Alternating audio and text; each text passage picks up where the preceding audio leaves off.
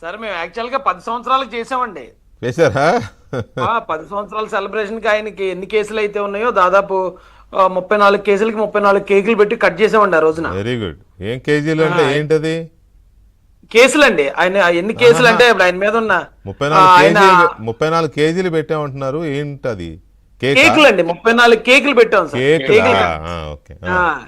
కేకులు కట్ చేసి చేసామండి. అది ఈ రోజు మేము మిస్ అయ్యామండి. మీకు మార్నింగ్ అన్న తెలుసుంటే మళ్ళీ సెలబ్రేషన్ చేద్దాం సార్ మేము. అయితే ఒకటి సార్, నేను ఇప్పుడు వ్యవస్థల గురించి మాట్లాడడం అది కరెక్టో కాదో నాకు తెలియదు కానీ నా మీద కూడా జగన్మోహన్ రెడ్డి మాట్లాడొచ్చండి, ఏం లేదు సార్. డెఫినెట్ గా నా మీద జగన్మోహన్ రెడ్డి గారు కొన్ని కేసులు పెట్టారు సార్.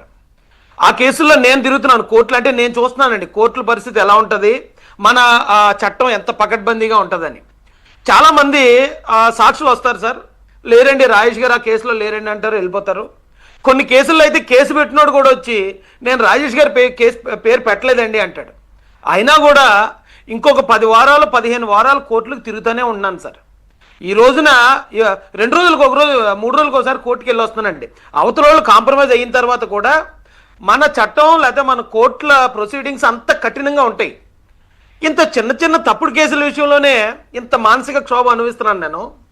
జగన్మోహన్ రెడ్డి అన్ని కేసులుండి కొన్ని వేల వాయిదాలను అతను స్కిప్ చేసేటట్టండి. అంటే కోర్టు వాయిదాలకు వెళ్లకుండా కొన్ని వేల వాయిదాలను స్కిప్ చేసి వీటన్నిటిలో కూడా ఆధారాలు ఉండి అటాచ్మెంట్లు ఉండి సిబిఐ క్లియర్గా ఛార్జ్షీట్లు వేసిన తర్వాత కూడా మరి ఇప్పుడు వరకు అతను అలా బయట తిరుగుతున్నాడంటే, ఇప్పుడు వరకు ఆయన మళ్ళీ నేనే నీతిపరుణ్ణి అని ఎదుటోళ్ళు ఎవరైనా నీతిమంతులు ఉంటే చంద్రబాబు నాయుడు గారు లాంటి వాళ్ళు వాళ్ళ మీద బురద జల్లే ప్రయత్నం, వాళ్ళ మీద తప్పుడు కేసులు పెట్టి వాళ్ళని కూడా అరెస్ట్ చేయని చెప్తే, అవును నేను తప్పుడు కేసుల్లో జైలుకి వెళ్ళాను, అగో చంద్రబాబు నాయుడు గారు కూడా జైలుకి వెళ్ళారు కదా, మేమిద్దరం సమానమే అని చూపించాలనే ప్రయత్నం కూడా పాపం గతంలో ఆయన చేశాడండి. అయితే ప్రపంచవ్యాప్తంగా వ్యతిరేకత వచ్చేటప్పటికి అది కూడా వాళ్ళకి బూమరాంగ్ అయిపోయింది సార్.